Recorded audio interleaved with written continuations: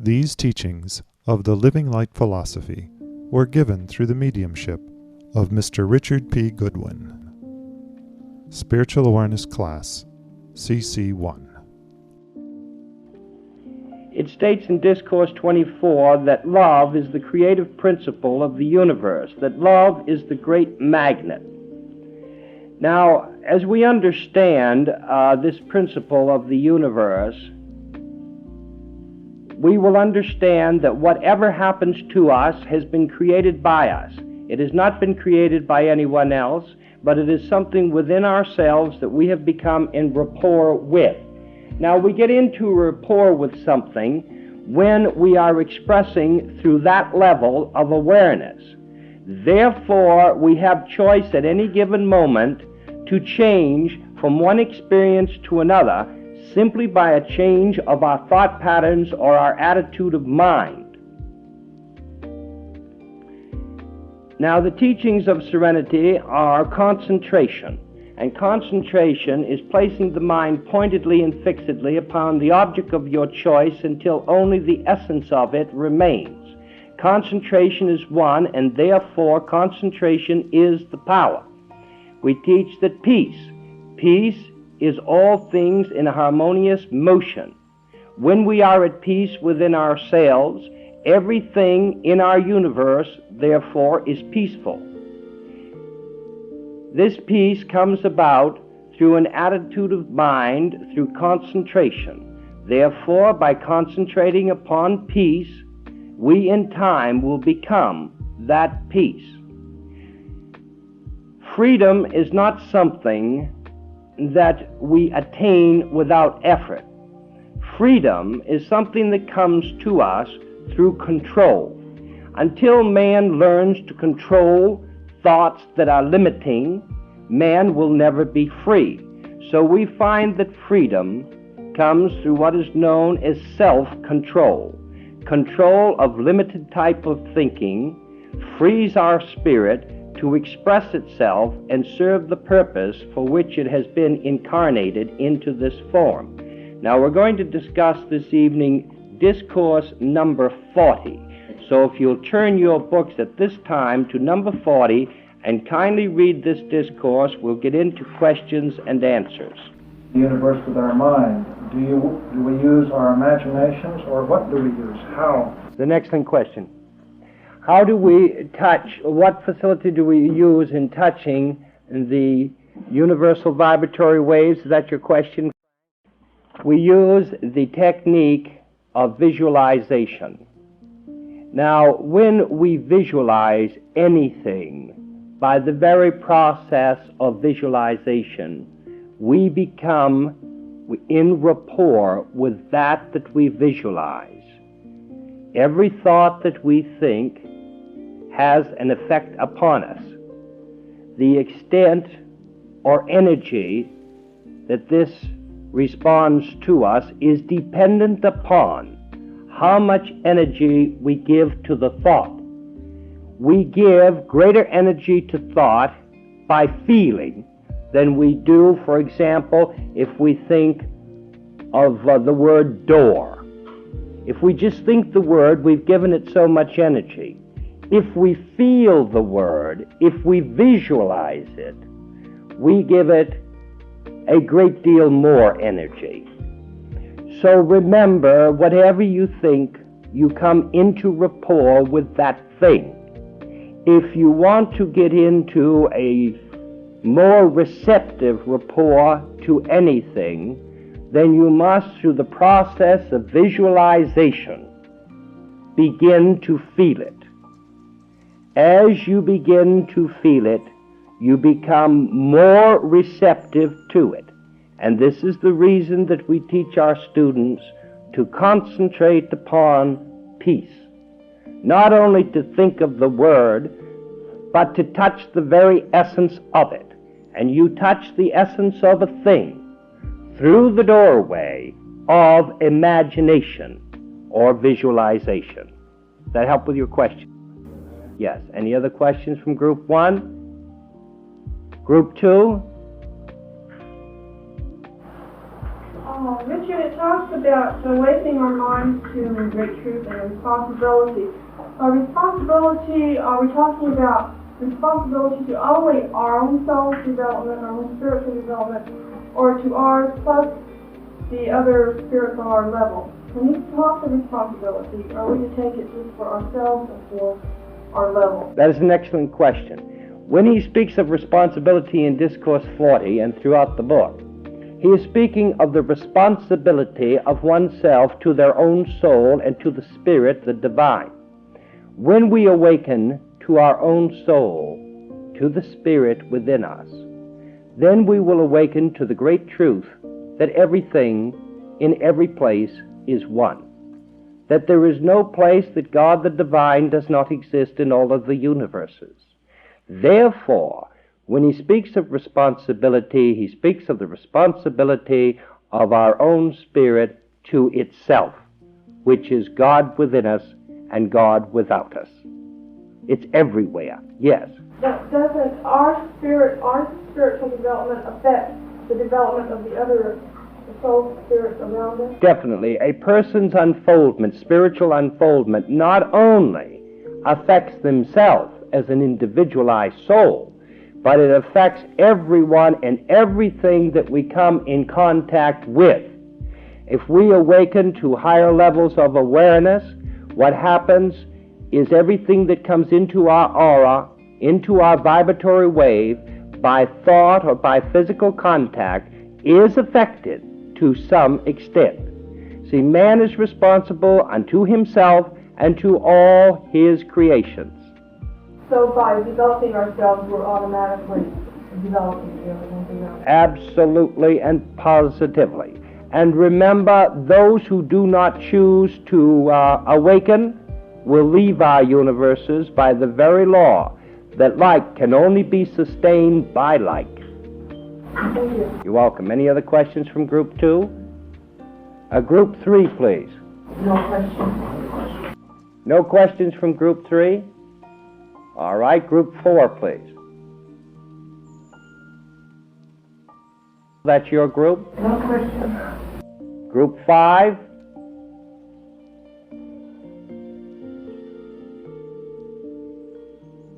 Group 6? Third question. I'm glad to hear that, because you see, this is why we have a mind. To ask, to question, to think. And this is why he teaches think, my students, and think more deeply. Because no matter how much we know, there's always something to learn. This is why I'm so happy coming to class. Because as I try to express and share with you students what has been given to me, I in turn respond and learn from your questions. Yes, ask your question, please. Our question has been, as we were discussing, that all things are in reality energy. Yes? May the touching be considered to be the tuning of one's level of awareness, that is, the raising of one's consciousness point within one's own energy configuration to that point where it is in rapport with the energy configuration of that object or concept concentrated upon, so that an exchange of energy or an actual flow between the two takes place. Is this the touching of the sense? That's exactly what happens. For example, he gives an exercise in there which we will use tonight. To feel the ocean, to feel your home. Everything, every experience is inside of ourself. The only place the experience is recorded is in our own mind. It is not recorded anyplace else. It's only recorded by our own mind. For example, if you wish to be at the ocean, attune yourself to the vibratory wave of the ocean which exists inside of yourself. You do not have to go any place to be home. You are already home. The thing is to awaken to that simple truth. Whatever it is that you want or desire already exists inside of yourself. The moment that you awaken to that truth, then you will become in rapport or on the same energy wavelength, so to speak, as the thing that you desire. Because the experience exists inside of your own mind. It does not, in truth, exist outside of your own mind. Now, some students get that teaching a bit confused. Then they go on to say, well, if that's the case, then the spirits that I see or I contact are inside of me. My good friends, you are already spirit. You're not going to become spirit, you are spirit. Now, when you awaken to that, awaken your mind to your own spirit, then you will contact, because you will be on the same wavelength as those spirits existing here in the universe this very moment. You cannot contact or experience any spirit, any place, that is more illumined than the energy level that you are capable of tapping at any given moment. And this is why if you have spirits that are distasteful to you, it is because we are distasteful to ourselves. We are on the level of awareness through which we are having the experience in our own mind. Does that help with your question? This is why the teaching is that whatever happens to us is caused by us. It is simply one of the 81 levels of awareness that we are receptive to at any given moment. God is not a place or something you're going to find outside of yourself. You will never find God outside until we find God inside. Thank you. Yes, the young lady in group 6. I'll be right with you. Also, you know, when we were talking about the energy, and when you told them that they had to have visualization. I didn't mean to say they have to. I said it is the doorway to the world of spirit, and it is a way of becoming in rapport with anything that we choose to be in rapport with. Yes. But in order to touch something, feel the touch of something like what we were talking about, do you not, or do you have to visualize it also while you're trying to do this? Oft-times, that's an excellent question. Now, oft-times, we are visualizing things on a subconscious level that we are not consciously aware of, for the simple reason that we are not aware of the thoughts that are swimming in the depths of our own subconscious. Yes. You would have to have visualized it on some level in order to have had the experience, whether it's a conscious or a subconscious level. But you don't have to be conscious that you visualize. That is correct. You don't have to be. Yes. You know, man, his conscious mind is set aside, he goes to sleep, and he dreams many dreams. Those dreams are triggered through the laws of visualization. Yes, the group, someone else in group 6 have a question? Group 7, please.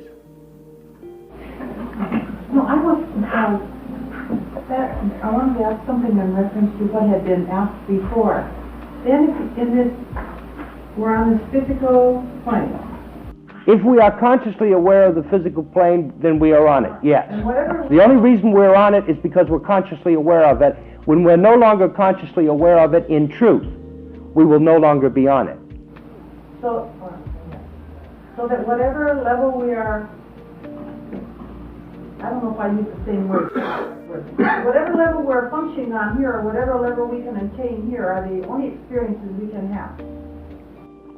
That is absolutely correct. Heaven is not a place we're going to. It is a state of mind that we're growing to. If we do not grow to it while in the flesh, we will not go to it when we're out of the flesh. Yes. Well, thinking like, for instance, in reference to the ocean. Yes. If we're not on that level of consciousness. We cannot experience it. Thank you. Now, it is critically important that we awaken while we're here in this mundane world. Otherwise, when we leave the flesh, we'll not be aware of beautiful things if we cannot tap those levels. So if we can touch those levels while yet in the flesh, when we leave this piece of clay, it will be much easier for us. Now remember, we're not going to go to some heaven that we haven't merited, but the meriting is done here and now. Tomorrow's home, you know, is today's labor. So if we labor well while here, then we can be rest assured that we will gravitate to a state of consciousness right here and now that people compute as heaven. Yes.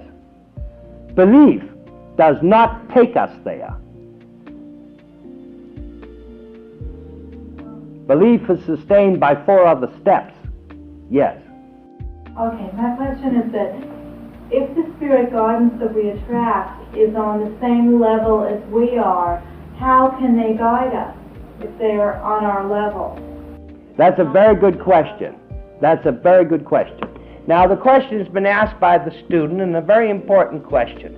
If the spirits that are attracted to us for guides and teachers are on the same levels that we are, then how can they guide us? The truth of the matter is that the guides and teachers that we have are on the same levels that we are, but we are not on those levels very often.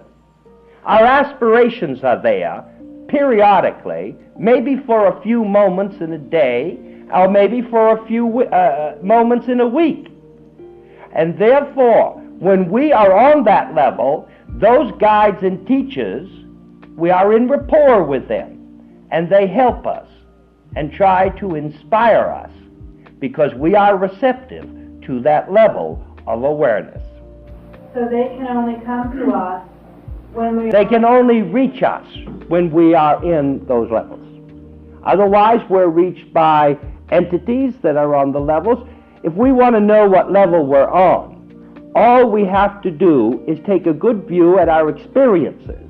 That is like looking in the mirror. If we're miserable and we're blaming the universe and everyone around us for all of our faults and all of our frailties, then that is nothing more than a mirror reflecting back to us, my dear friend, that's where we are. Yes?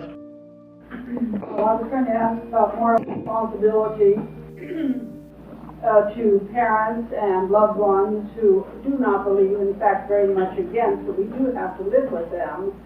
Our attitude of mind should be to let them grow their way and we will grow our way, and perhaps they will see the light. I was going to ask this, and I sort of answered my own question, but on these guides and teachers who are on the same level as ask a question, then prayer will put us in tune with them immediately. Like we pray for protection. If we're asking for protection for on a rainy night as we came over the bridge tonight, I asked the guides and the teachers and God first of all for protection. Now, would this now put us in a higher rate of vibration for that protection? Does your prayer through experience gravitate your soul to a level where protection exists? I would think so. Then for you it absolutely works. It's the same thing, my good friends, if you believe in St. Jude as a saint of the impossible, and your belief is a true belief for you, then all things impossible will be made manifest for you. We may do the same thing with the rabbit's foot. Now, I am not saying that our guides and teachers and our friends from the worlds of spirit are not present with us. I know better, because I see them and I hear them. And I know that. However, remember that man must take the first step. If we want protection, we must set the law of protection into motion. And what is the law of protection? The law of protection is the law of faith. We have absolute, unshakable faith in the perfect outcome of the situation in our life. So therefore, if you are seeking protection, seek first faith, for that is the law that truly works. Does that help with your question? Very much. Thank you. Yes, you had a question. We're talking about thought and touch. We have concluded that it's been brought to my attention, I think this is correct, if you start thinking very loving thoughts, you touch people with your love. And it was brought to me recently that if the person that you're sending to doesn't happen to be in a receptive mood at that time, that love will stay there and wait for them to be receptive, because love being the magnet that holds all in space, it cannot be dissipated, it will stay. Where an unloving thought immediately dissipates if it finds nothing to be attracted to. So one never has to worry about other people's thoughts. Then when they were speaking about your teachers that come on your highest aspiration, it occurred to me, would it then not be possible that while we, in our high moments, will of course be in touch with our high teachers, and if they were sending to us on that, that same principle, if they were sending us a thought, then it would stay there until we were receptive to the thought. Yes, now in reference to the question, I would like to state this. Remember, he who has great capacity for love has great capacity for problems. Now love expresses through 81 levels of awareness. Remember that, friends. Now if a person, now many people are expressing love, but they are loving and expressing in levels that are not tolerable to us at any given time. Therefore, remember that if you send love to an individual, God's love, divine love, send it in divine wisdom, with divine order, because the divinity knows if it is that pure love that you are sending out, the divine knows whether or not the person receiving it is going to use that love on what level, because there are 81 levels of awareness through which love expresses itself. Remember, all things in God are good. The power behind every thought, every act, and every deed is God power. We do not recognize or accept such a thing as a devil or dark forces. We recognize and accept that behind every thought, act, and deed, God is there. Man, having been given choice in creation, is a dual expression. He chooses at any given moment to express God's love in a constructive or a destructive way. We understand divine love to be pure energy or infinite intelligence. But what man does with that energy is man's choice and man alone. He uses it constructively or he uses it destructively. Does that help? That's very important that we understand that God is everywhere present in all things everywhere. Remember, friends, there are many people who think that a meditation group of this type is not God's work. When God is in our thought, God is in our act, and God is present. God is behind all things everywhere.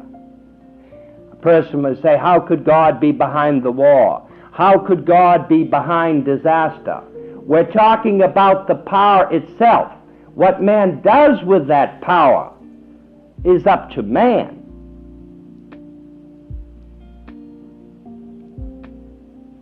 Do you understand that? This is a big thought, because I'm thinking of, I know I'm going to voice the positive, but when you think what's happened in the universe since the beginning of time, we know that the energy is there, how man can misuse it so and never learn. This is why I shook my head. Yes, that is a very good thing. If a person says that this great power has always been, will ever be, and man has misused it for so many untold centuries, will man ever learn? Did you ever try to get a person to change a thought, to change their attitude of mind? The reason why it is so difficult to get an individual to change their thought or their attitude of mind is because they hold it with the power of God's love. And you have to use the same power, yea, even greater, to get them to change. Is this not true also of the warlords in the spirit world too? They still have this thought? Definitely. War and disaster? Absolutely. And so when man has the thought of those things, he becomes receptive to all of the universes of them, everywhere present. Now man has the choice. He can choose peace. He can choose the good things in life if he wants to. But don't you see, my good students, that we hold these things through the power of love. We hold to our misery, we hold to our limitation, we even hold to a little bit of good through the power known as love.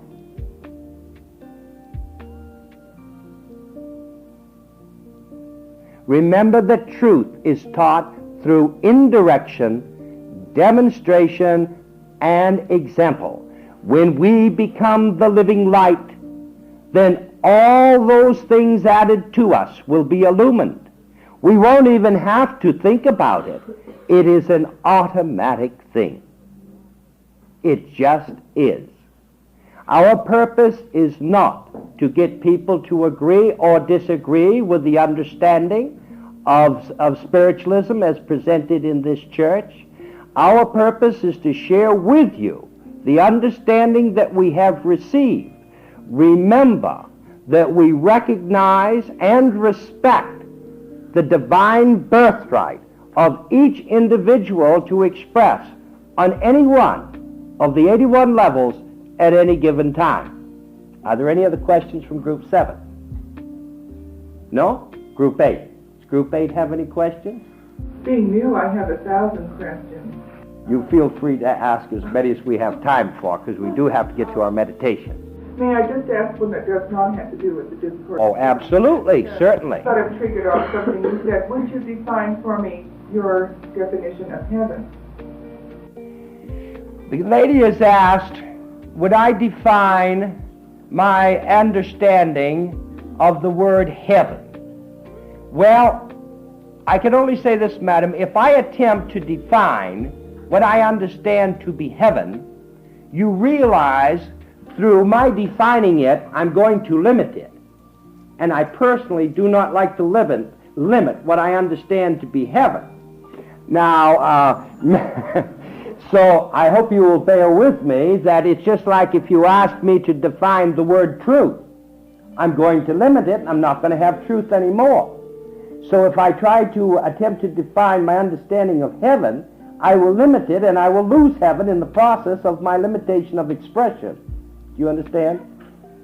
You're saying what Kirshner said. I know what I know, and that's... And you will know when you know on that level. Does that help? Right. Yes. Did you have, yes, another question? One question. When it said in the book to feel, you close your eyes and feel your home and what goes on around you, or if you do it with the ocean, what exactly do you mean by feeling? By feeling, I mean a receptivity to the energy vibratory wave of the particular thing that you wish to become in rapport with. Now, if you wish to be in rapport and sense and have an awareness of the ocean, what that simply means, you yourself are raising your level of awareness to the energy level through which the ocean is expressing itself at that time. What would you feel thereby? I would feel the ocean. If that is what I wanted to be receptive to, that's exactly what I feel. You would feel what? The motion of the... I would feel the motion of the water, and I would feel all of the expression of the life force that moves it. Because that's what the ocean feels. Does that help with your question? Yes, Group 7. Group 6. Well, wouldn't that be, what you feel in the ocean, wouldn't that be different from what somebody else would feel? Now, that's an excellent question, and that depends entirely upon their processes of visualization. If through the technique of visualization, you simply trigger a subconscious memory, and someone else actually is in rapport with the ocean itself, that could be a different experience to you than to another individual. That depends on what you trigger, what level you trigger yourself. Right, so you can't exactly say what I would feel if I thought about the ocean, because it might be something completely different than what you would feel. It may be, it depends on what level that you are in tune with. Yes. But it could also be identically the same thing. If we were both in tune with the same one. Exactly. Definitely. Yes. Are there not also two things involved here with this being in rapport with the ocean, for instance? Being on that level, and then the amount of awareness you have on that level. For instance, one person could be aware of just the motion of the water. Another person on the same level could be aware of the motion of the water, the scent in the air. Absolutely. And so that there are two components. There's the level of awareness, and then there's the amount of perception on that level. That's right. The receptivity to it. Absolutely. Definitely. Could have different. It is the original sense.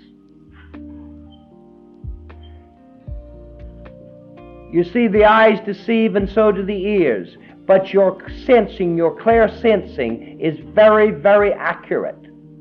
When you see a thing and your soul responds, then you will know, and you will not have to be told, and you will know beyond a shadow of any doubt. And this is why the first thing we teach our students in our private classes is how to unfold their sense of feeling, their clairsentience, because that is accurate. It's the same as first impression. Yes, it could be called the same as first impression or intuition. Yes. You will find first impression is usually the most accurate, but not always the most accurate, because sometimes we are expressing through a level where the first expression is a mental one and not a spiritual one. Yes.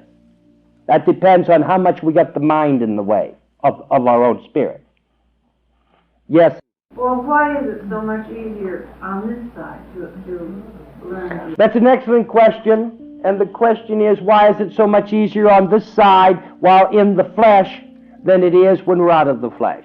For the simple reason, with this body of flesh, we are not aware of the finer vibratory waves. We are not bombarded by the physical vision and the hearing of the astral realms, while we're so often expressing through those astral realms. Now, it would be quite a difficult thing if we all had our sight open and we did not have our soul to a level where it is peaceful a portion of the time, because we would truly wind up in the booby hatch. There's no question about it at all.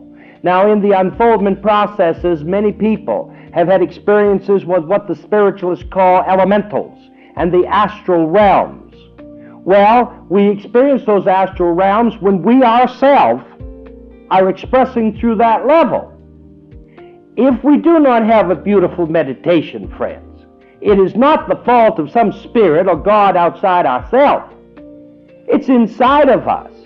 Therefore, we are strongest while we're here, because we don't see all this astral substance and all these elementals running all around in the atmosphere. We've been given a chance. We're in a physical body that's rather dense. Consequently, through that density, if we're wise, we can gain a little bit of light, and in so doing, free our own soul. Yes, yes. Oh, do you mean thought forms? I do. I do. And we create them by what we say and what we think? We most certainly do. We create all those thought forms, the good, the bad, the indifferent, every single one of them. So if you have experiences in your unfoldment with those kind of things, you can be rest assured, take a good look at them. They're your own creations or something you've got in rapport with, and just say, thank you, God, you're waking up my soul, and for that I'm grateful. Yes, the lady in group 7, please. spoke before of the God force, God power, the love power, this. It's behind all things. Yes. So that when there is a destructive, a person acts in a destructive way, Mm-hmm. and they're, I think you said they're acting on the love force. Definitely. The change takes place in their mind. Exactly. This is where it gets changed right here. The power is one and the same. It is the same power, the same God, the same love, the same infinite intelligence. Man chooses to use it destructively through an error in his own thinking. Man does that to himself. Yes. Yeah, thanks, that's really neat. That's my understanding. I'm happy to share it. That's the understanding that was given, that I got into rapport with somehow. I would say accidentally, but then again, I know there's no accidents in the universe. Yes. Yeah, this isn't in our class tonight, but I'd like to ask this question. Yes.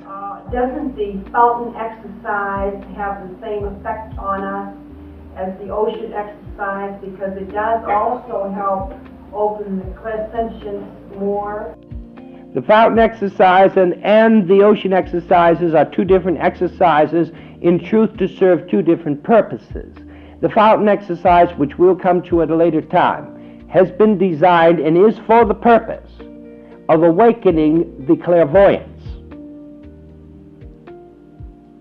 The ocean exercise is for the basic purpose of awakening and opening the clairsentience.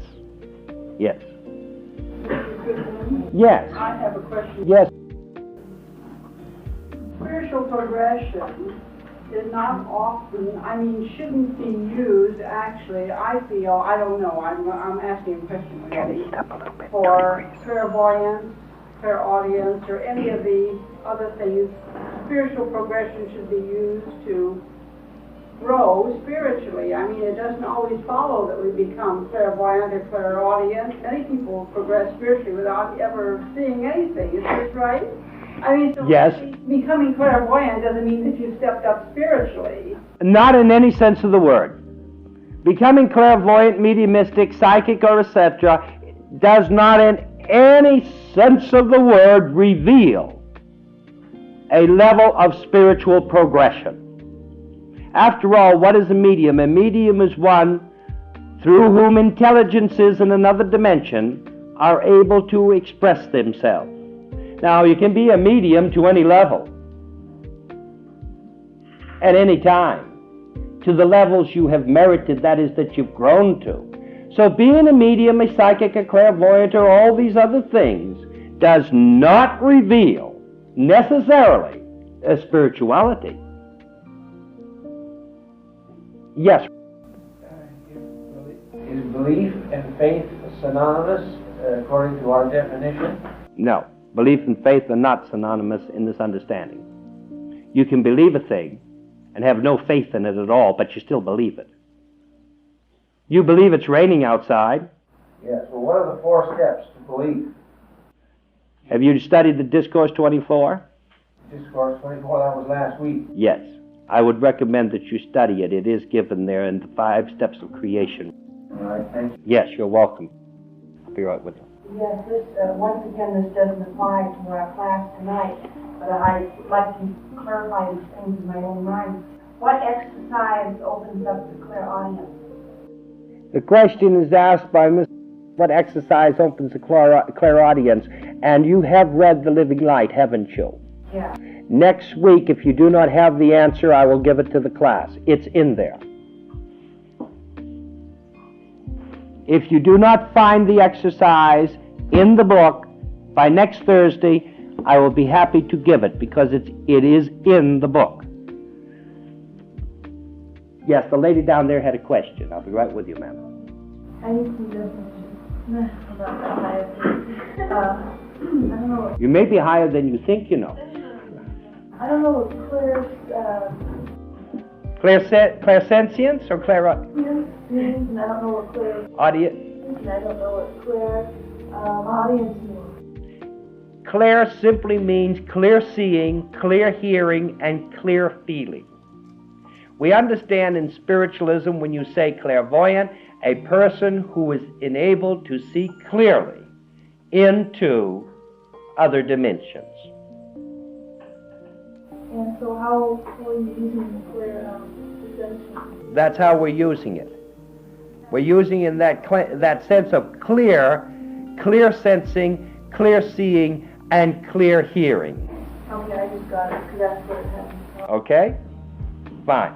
You're the lady in group 8, please. I hear you mentioning the 81 level. Is that also referred to in your book? Yes. Now, I've been asked by many students what's the name of each level. When we reach a level, we will know in ourselves what level it is. No one will ever have to tell us. I'm sitting here wondering, semantically, your levels, could they also be defined in terms of where you are in your evolutionary cycle? Absolutely. Definitely. You are well studied. Yes, is there someone else have a question?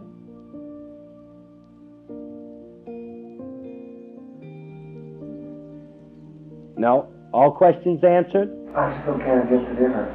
Belief and faith. If you walk through the door, you believe you turn on the light, and the light will come on. You have faith. We have faith that the light will go on. You don't understand the difference between belief and faith? No. How many things have you believed in life that did not work out? A few? How many things have you had true faith in that didn't work out? Faith is a power, the power, that moves any and all obstructions, true faith. Now, belief is something else. You can believe in something and it will disappoint you. But when you have true faith, there is no disappointment. Faith is one, not two. Belief is dual. Faith is not. Yes, is someone had a question? Yes. Is faith an energy that also can be, and I think I know the answer, but I'd like to have it expressed by your teacher yourself. Can it be expressed negatively, like faith in earthquakes, faith in failure, we use faith in this thing because we bring about... That's belief. That is belief. Faith is only... Faith is one. Okay. No matter what you call it, it's one. Faith is love. Isn't faith when you know, and belief is just believing? You know, things that come to you from divine wisdom or divine intelligence isn't that you believe in them. You know them. You have faith. Your faith is your knowledge. It's one step beyond knowledge. The Bible says it quite well when it says, in all of your getting, get understanding. When you get understanding, friends, you'll have faith and you will know it. Yes. Thank you, Richard. You're welcome. Yes. So often you say, in truth, and I never quite understood what you mean actually. Well, in truth, truth is one. Truth is one. It is not creation. Until man learns to separate truth from creation, he will not be free. Did you have a question? No, I'm sorry, I'm talking. Oh, yes.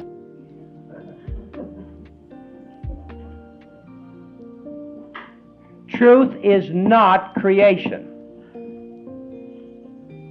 Creation is dual and truth is one.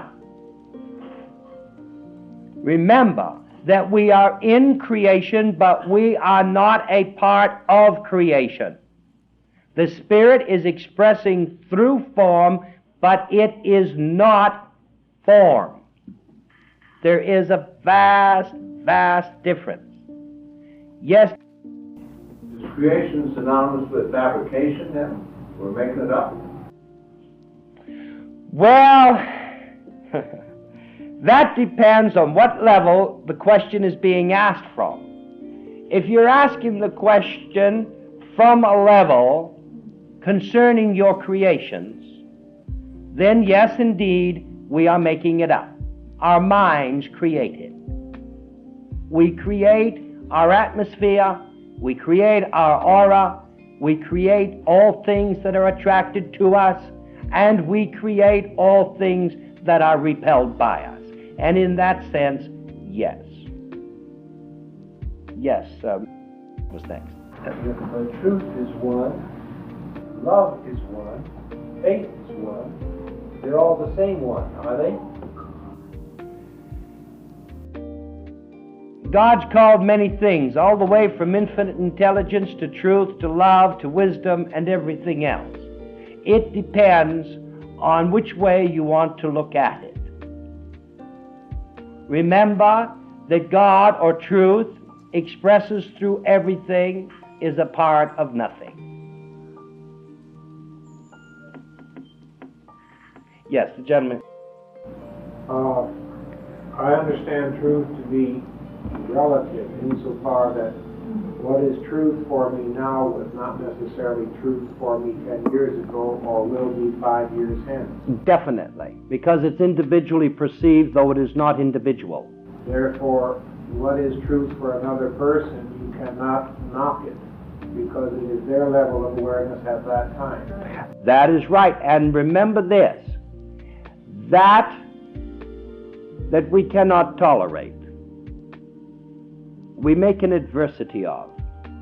And that adversity, in time, becomes our attachment. So, as the prophets have said, in all you're getting, get understanding. Remember, my good friends, we will never get understanding until we get tolerance. For you can't have understanding prior to having tolerance. How can you understand a thing if you have something you can't tolerate? It's ridiculous. So the first thing that we teach, duty, gratitude, and tolerance. Does that help with your question? Yes? No. No question. No. I have plenty, but I'll remember. That's all right. That's what this class is about. We're going to have a meditation. These classes are going a little longer than the other ones. Yes.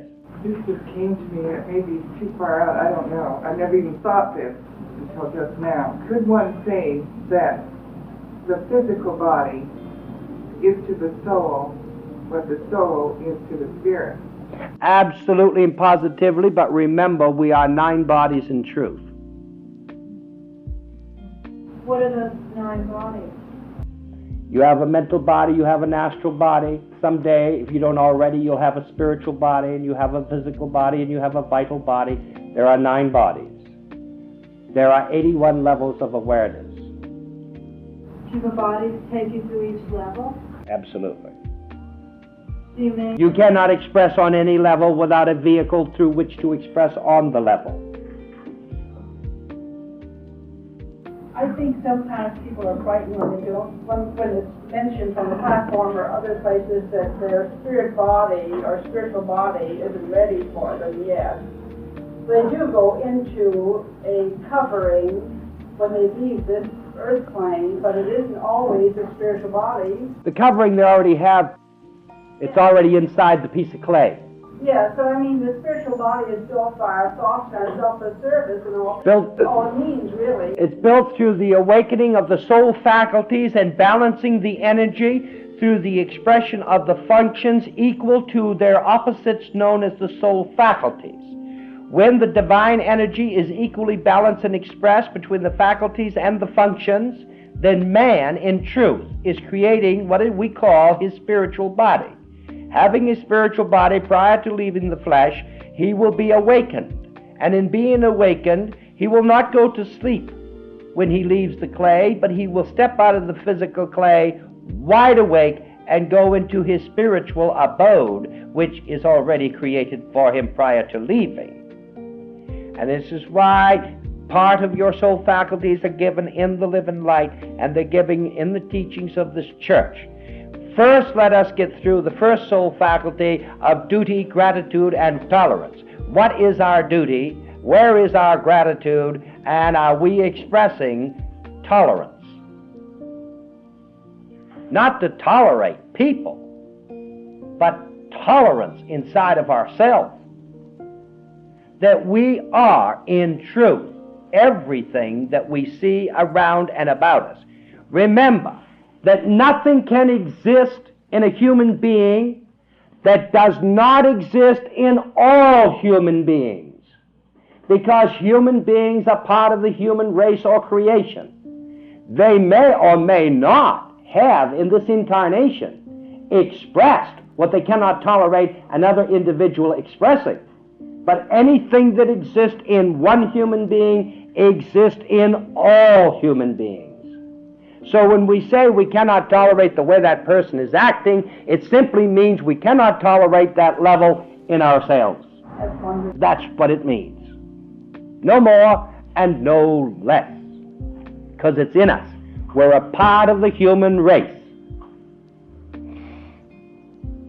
Now, remember, we cannot tolerate what we have not educated in ourselves. So when you find something you cannot tolerate, you can stop and think, if you wish to, and say, that's very interesting.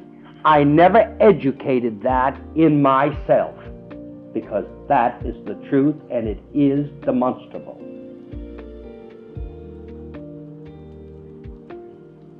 What we cannot tolerate in another, we have not yet educated in ourselves.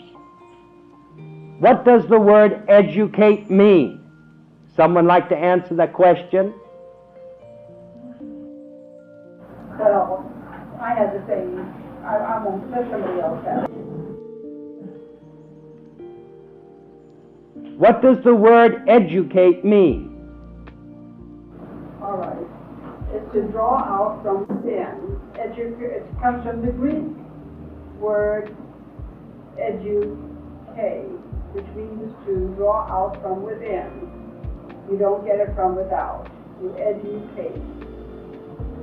Anyone? All right, that's fine. Anyone else wish to express on the word educate?